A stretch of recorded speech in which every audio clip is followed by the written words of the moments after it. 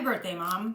I'm going to read the Cher memoir part 1 to you, one chapter at a time. All right. This book is dedicated to her mom, Georgia, G, Josanne, Chaz, and Elijah. All right. Author's note. This memoir is based on my sometimes imperfect memory.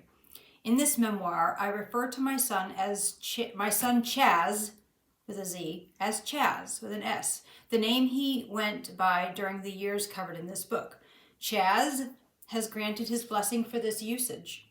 In the next volume, at the appropriate point, I will refer to my son as Chaz, with a Z. Chapter 1. Preface. Los Angeles, summer, 1956. Staring at the television open-mouthed, I wish that I had a real tooth in here to be reading this, so you're going to have to deal with this little Amazon tooth lisp. I will start over. Preface. Los Angeles, summer of 1956. Staring at the television open-mouthed, I let my peanut butter and jelly sandwich drop onto the plate in my lap as chills ran up and down my body. Home alone after school, I was sitting cross-legged, my favorite position still, on the floor in front of the TV, enjoying the peace and quiet and watching my favorite show, American Bandstand. And now, ladies and gentlemen, Ray Charles, Dick Clark announced as the camera panned to a handsome man in sunglasses sitting at a piano. Georgia, Georgia, he began, and I burst into tears. I couldn't believe he was singing a song about my mom. As tears dripped onto my sandwich, I'd never felt more connected to anything in my life. Ray Charles's voice and the melody seemed to express exactly how I felt. It took me weeks to get over seeing him sing, and in some ways I never did, but then someone whose songs I first heard on the radio blew a hole in my understanding of the world, and I was never, ever the same. As I stared at the TV with my mom watching the Ed Sullivan Show, a popular young singer named Elvis Presley filled the screen. Mom and I were 2 of 60 million Americans who witnessed that historic performance in September of 1956. Even though Elvis was dressed quite traditionally that Sunday night, he looked and moved differently than any performer I'd ever seen. He began by singing Don't Be Cruel, and by the time he broke into Love Me Tender, I felt as if he was singing only to me. I wanted to jump right into the TV and be Elvis.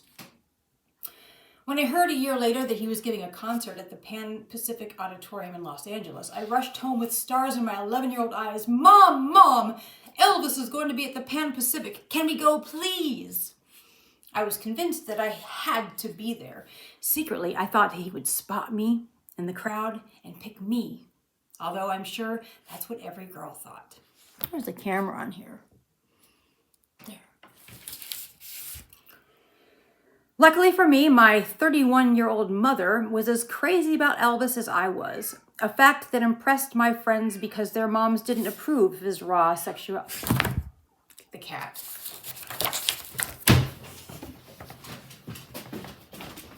Hold on. It's all in real time, Mom. This is what you get. All right. I'm not editing.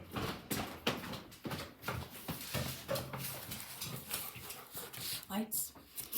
No, go away.